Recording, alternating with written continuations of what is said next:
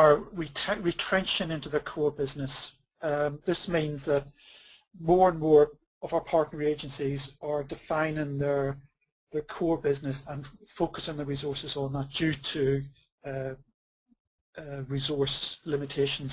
A very good example of that is the police, and following the 7/7 bombings and the #1 priority of preventing terrorism, many police officers have been drafted into services away from child protection teams.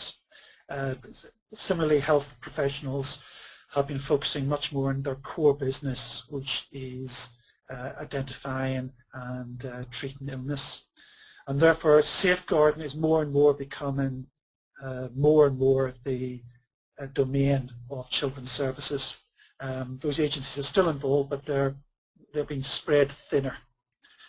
There's tighter timescales for court. We're seeing over many years now a reduction in administrative support that social workers have at their disposal. Ofsted inspections have become much tougher in recent years and much more outcome focused. And when they look at 20 or 30 cases during their inspection, if they don't see tangible benefits to the child, they become quite critical. Charities are reducing, some of them emerging, and 1 in 6 are currently fearing closure because of the lack of funding. And again, much of that funding was from local authorities, and that is reducing over time. And finally, there's generally pressure from so many angles. The demands on social workers, the public expectation, inspectors, senior management, the public elected members, etc. And they were under continuous pressure from those things. So let's turn and look at what that means in terms of the office. Social workers are experiencing high caseloads. In many departments, caseloads are run at 25 and 30 families.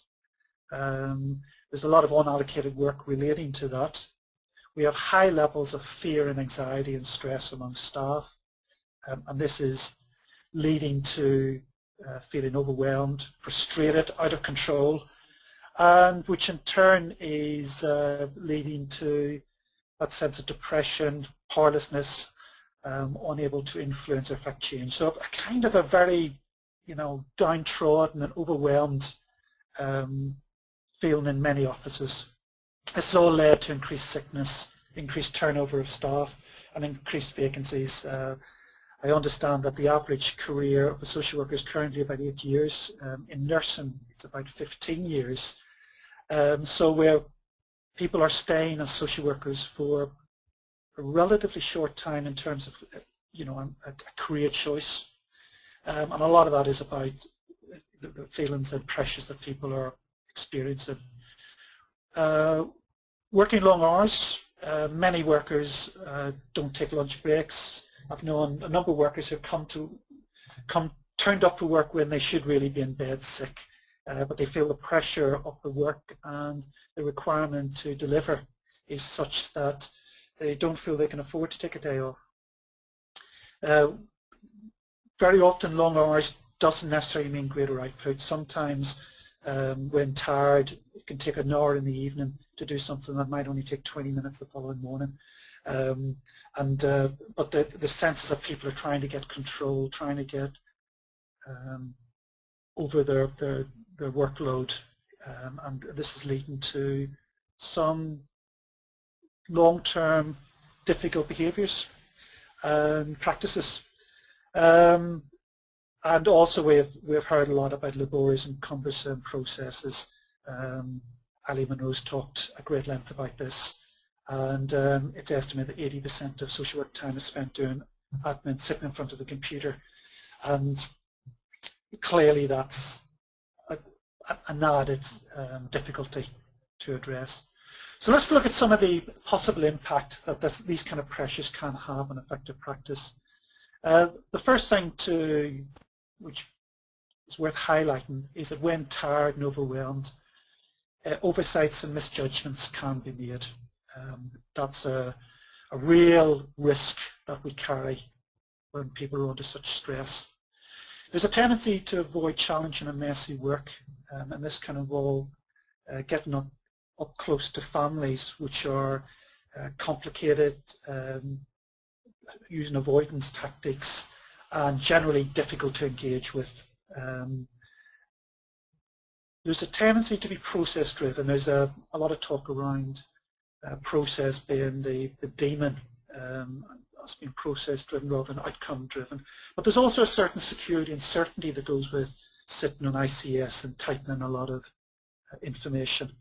And there's a certain, when the world is difficult to control, there may be a sense that in not sitting at that computer you do feel a sense of control, and that can, some people can find that reassuring. Next issue is the danger of missing key focus of the case, becoming tunnel vision, not seeing the wood for the trees, and becoming over-involved in peripheral issues with excessive recording. For example, recently aware of a child who was being chronically neglected and suffering from the domestic violence within the family, and the social worker spent, I think, a disproportionate amount of time looking at the housing transfer issues, which, whilst they may have been helpful, they weren't really the core issue, but they were, again, perhaps an easier issue to address than the difficult, complicated issue of changing behaviour and addressing complex issues like domestic violence. Under pressure, under stress, one of the first things that is given up is reflective and creative thinking. Eileen Monroe's talked a lot about the need to be reflective and creative, and under pressure and stress, this is one of the first casualties. And similarly, the ability to take on new ideas, think the unthinkable, be able to manage the difficult situation and be reasonable even in the face of adversity, or take considerable emotional energy, and that emotional energy will not necessarily be forthcoming whilst under pressure. And finally, the issue of working in a supportive and challenging way with social workers can become more difficult, as there's a greater tendency to be defensive and to talk about how hard somebody's working rather than the outcomes that they're achieving. So, very difficult times, tough times for everyone. All of this is working on the assumption that social workers are set out, they get out of bed in the morning, come to work to do a decent job, and they use diligence to do the best they can with very, very difficult families and difficult situations. But these pressures are potentially leading to not bad outcomes or not the best outcomes for children. So what's the answer? Let's move forward to ensuring how we can meet best practice despite those pressures. We're going to talk about 5 areas here over the next 10-15 minutes. The first one is establishing a culture which enables and leads. The second area we're going to focus on is developing a skilled and confident workforce.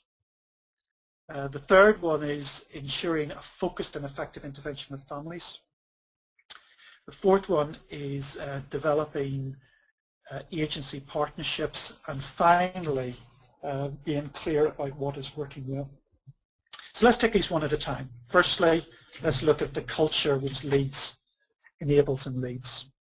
There's a lot of focus, has been for many years, around strategy and planning within children's services.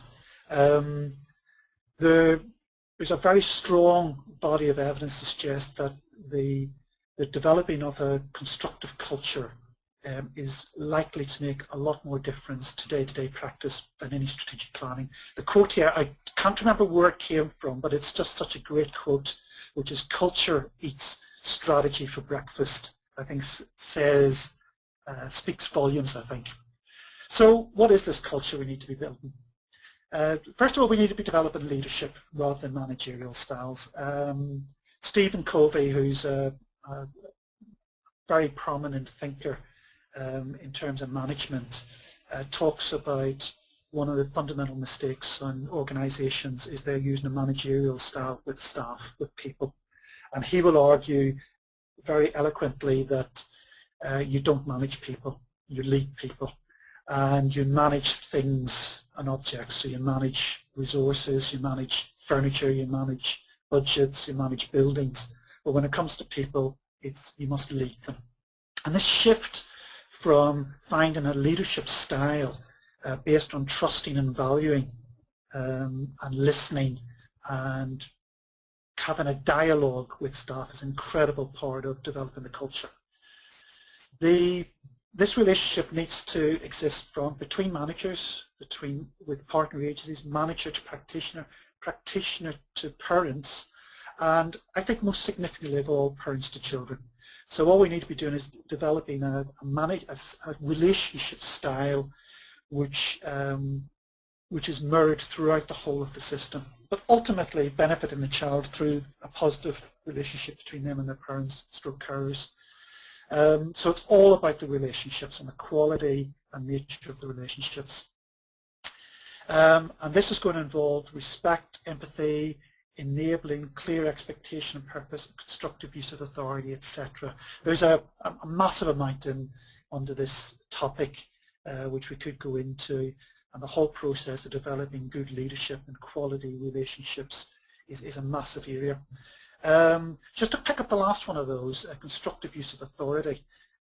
We've got to be very clear that as social workers we carry massive authority, and the way in which we use that is crucial in order to get best outcomes. And the best way to describe a constructive use of authority is to think about someone in your own life, perhaps early in your life, who was able to tell you what to do and you didn't feel bad about it. People often think about a grandparent who are often in this position where the nature of the relationship is such that it's a loving, caring, valuing, nurturing relationship, and within that the process of telling you what to do, if you like, the use of authority is exercised within a listening environment and an environment which supports you to do what you need to do. And that's what I mean by constructive use of authority. So it's been very clear about listening to the person, having to make a decision, and a decision needs to be made, and then supporting that decision to be carried through. Communication and the dialogue and the opportunity for feedback, challenge and contribute suggestions is a crucial part of this whole cultural leadership environment. And we need to be using that to focus on the priorities and the solutions. With so much going on, the clutter, the noise, the massive noise, which I refer to as clutter, can make it very difficult to see the wood for the trees, and the need to focus on that and to be very clear with people about what is our core business here, what is our core priority, and what are the solutions we need to be focusing on. We'll talk about more on this when we talk about the relationship and enabling families in a moment. We've got to focus resources that best assist care planning, and we need to have a culture in which everyone is facing in a direction that leads to the best outcome for children, and everyone is pulling together in a common direction. And the final aspect here is the process of learning. We've got to accept the fact that people will make mistakes, they will make misjudgments, and these are a massive opportunity to learn. But it's got to be an environment where people don't feel fearful of making mistakes. The reality is, if you take on any new practice, you try to change anything, then you will not succeed first time around. All of change theory, I think, supports the fact that people will not succeed in their first attempts. Learning from that and using that as a positive experience is crucial. So that the phrase that comes out of that is analysing to learn and not investigating to blame. If there's a culture of finding somebody to blame, somebody to take out and shoot, then that fear will radiate through the organisation and will strangle any attempt for people to be creative and try new ideas and to go out there and do the difficult job that is safeguarding. So that's the first area. The culture which enables and leads, fundamentally about the quality and nature of the relationships between people and building a strong leadership and involving everyone in the process. The second area we're going to look at is developing a skilled and confident workforce. I think it's worth saying that our staff is the vast majority of the resources that we have within safeguarding, and the ability to make any changes with families and create good outcomes for children entirely depends on the social worker, the practitioner, the manager, and the way in which they're supported. So developing both skill and confidence within our workforce is crucial. We need to ensure that all staff are fit to practice and have clear professional development. We need to be using appraisals in a very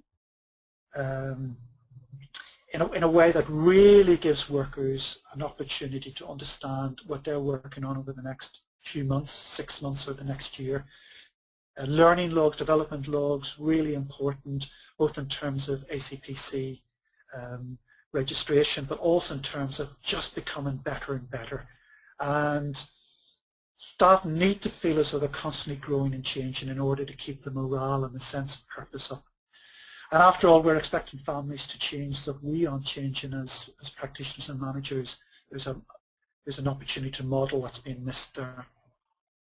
We need to develop, support that skill and confidence. We use a lot of supervision, and I think we possibly put too many of our eggs in the supervision basket, but we need to be coaching, getting people to explore their own answers and explore the barriers to best practice, and allowing people to try out ideas, come back, learn from those, fall flat on your face if that's what happens, but learn from it and grow and move forward. Lots of learn events, practice guidance. I say audits here, but audits need to be part of a learning loop.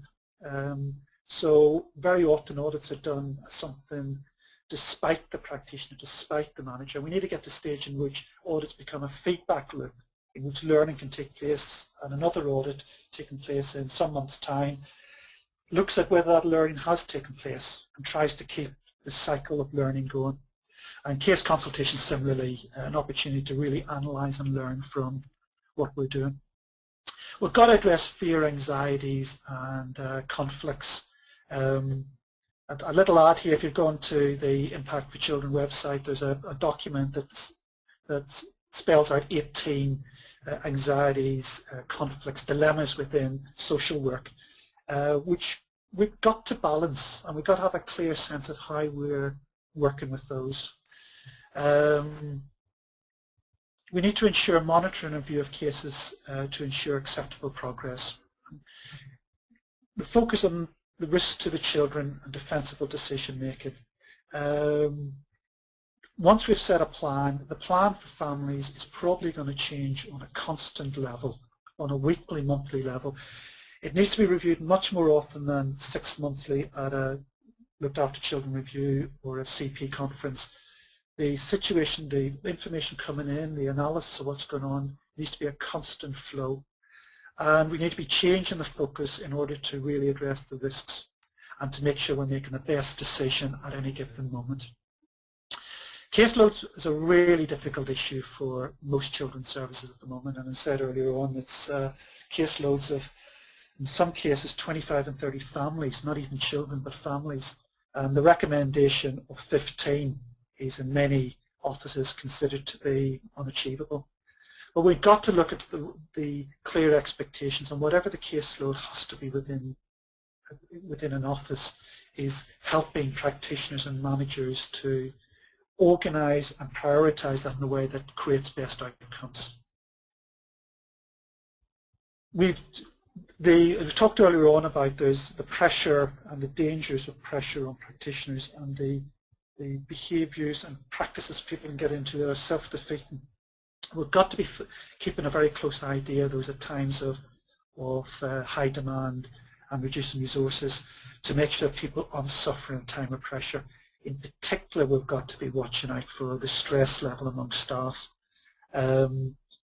Stress is probably, well, it's an incredible danger to anyone who's suffering chronic stress and anxiety, and it's not, I think, over dramatic to say that people suffer, and in some cases it does lead to premature illness and even death in some cases.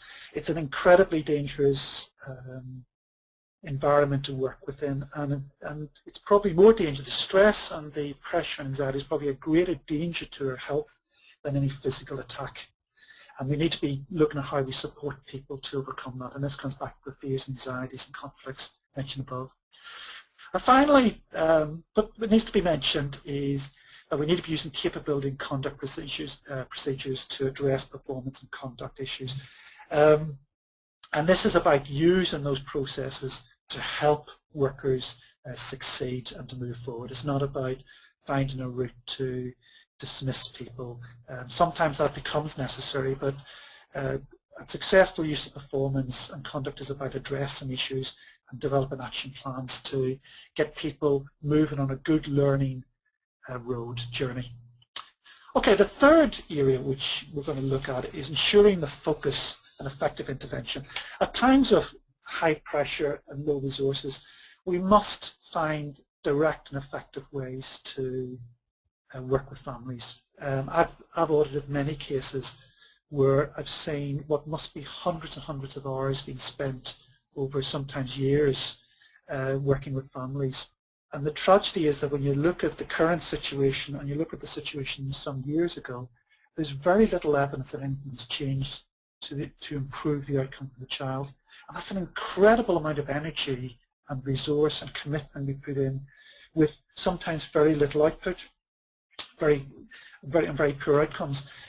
At times of tight resources, we cannot let that happen. We've got to ensure that what we're working on is effective, focused, and making a real difference. So we've got to develop a direct and honest relationship with families and partner agencies. If you like, we've got to be putting our cards on the table, be much more direct with families as to what we need to see change and how we're going to be going about that. I think that too much time is probably being spent gathering information for assessments, and not enough time has been spent focusing on the forward planning, the forward thinking, enabling the solution. It's got to be a balance between those two things, because obviously we need to gather the right quality information as part of the assessment to be able to make a meaningful plan and to find a sensible and meaningful solution.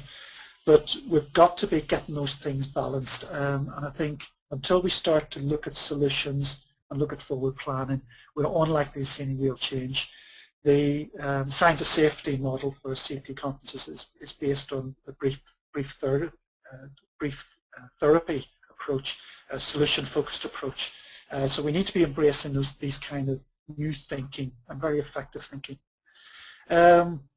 We've got to be, part of the clarity is around identifying the root problem. Root problem for me is the fundamental thing that's leading to the child being harmed. There's a very relatively short list of these. It normally comes down to domestic violence within the household, substance abuse, mental health problems, and emotional difficulties amongst parents. These are the key aspects which tend to be the root problem that need to be shifted. And these lead to risk factors. But I think understanding the root problem that needs to be shifted is so important. If it's a mother taking too much alcohol, we've got to stop that practice, that habit. Not stopping that habit through a rehab program or whatever, it is highly unlikely that anything is really going to change. Again, this is about a focused and effective intervention. And we've got to help families address their root problems and risk factors and be solution focused, and use their resources and their strengths and enable and persuade them to take on the difficult process of going about change. And coming out of that will be a focus and a purpose to all of our interventions, whether it's visits, core groups, meetings, reviews, etc. That when we go into a conference or a core group, we need to be very clear the exact focus, what we're trying to achieve, what the root problem, what the risk factors is we're trying to address. We need to be continuously monitoring and evaluating the risk in the plan. And again, as said earlier on, This is on a daily and a weekly basis, not every 6 months or 3 months. It's got to be a continuous process.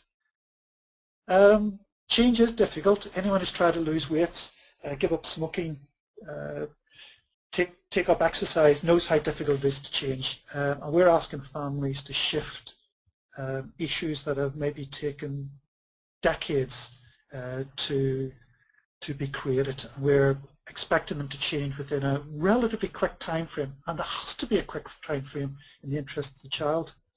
But this is very, very difficult. We must understand the nature of change and the difficulties and the barriers around change, and how to bring about change. There's some very effective ways in which change can be brought about, and if we don't understand those, we're unlikely to be successful in that area. And I think that probably is a topic of another webinar just on its own, how to bring about change. We've got to consider the roles of CP conferences, reviews, core groups in adding value and moving. They take up a massive amount of resources, and we need to be ensuring that they're effective in every respect. And finally, legal planning meetings, LPMs, pre-proceedings meetings. We need to be using these if change cannot take place within the reasonable timescales, and those reasonable timescales need to be judged by the age and needs of the children. So moving on to the fourth area, which is developing agency partnerships. Relationship between partners has been a constant theme of every serious case review and public inquiry in the last 50 years, I think. And it's been a constant theme about how professionals work together and communicate with each other. And under times of tight demand and reducing resources and increasing demand, we've got to be rethinking those partnerships. We need to be ensuring effective relationships to maximize their role in safeguarding. And we need to be involved in those agencies in every stage of the process, particularly around information gathering and the analysis and planning around as part of assessments and post-assessment work. I think too much is taken on by social workers on their own in terms of assessment. We've got to be taking a more partner approach to this. So we need to be involved in partners in the analysis, in balancing information and importance of information, and looking at what the solutions are. That both engages them in the process, but also I think increases the quality of that work. And we can use core groups and conferences to do that. I like the idea of core groups presenting to conference rather than a social worker presenting to conference, so it's a much more group approach. And with that strength of numbers allows people to be more honest, more direct, and to talk about difficult subjects with feeling some support. We need to be reviewing the thresholds for initial assessments, children in need, child protection section 47s, children subject to CP plans looked after. These thresholds are going to have to change as resources reduce and demand increases. We've got to use our internal partners. We've talked before about all the parts of children's services facing in the same direction to relieve the pressure and focus on the most important work. And the final two areas relates to how children in need, the tier 2, these are the children who haven't yet reached the suffering and likely to suffer significant harm, the fear of that, and how we work with those children in need to address the problems, the early intervention. And even earlier than that, to look at a team around the child, looking at a common assessment framework and lead professionals to resolve issues and engage with families at the earliest possible stage, and in so doing preventing the need for more child protection interventions. And the final area we're going to be looking at is clear about what is working well. This is about learning and monitoring what's going on and keeping a cycle of development within the organisation. And this creates a full circle back to the cultural issues we started with, the first of the 5 issues. I think brings us full circle. Performance management to find out what's really happening. We use a lot of performance indicators. They tell a story, but we need to dig down a bit underneath them to work out what they're really saying and make sure that they're not giving us a false sense of security or giving us an incorrect message. As talked about earlier on, we've got audit cases, but in a way that creates a learning loop that people welcome as feedback, as an opportunity to reflect on practice. We've got to focus on practice which is likely to drop with pressure, as we've already dealt with that earlier. And we must use supervision to ensure appropriate plans on all cases and that they're working. The three key things is that there's a clear plan, that there's a clear identification of risk. Secondly, that there's a clear plan, and thirdly, that that plan is working. These are the three fundamentals that if we can get right, we're on track. And we need to use coaching and development sessions to explore barriers to best practice and to identify and spread the message of what to do better. The unnecessarily cumbersome processes and duplication is a constant issue that we've got to be constantly addressing and constantly chipping away at. Right, and that's the end of the presentation. If you want any further information, how we can assist Gradle and myself in developing safeguarding, here's some of the contacts that you can use and the websites that contain a lot more information further to what we've talked about. Okay, and thank you very much. I'll leave that up.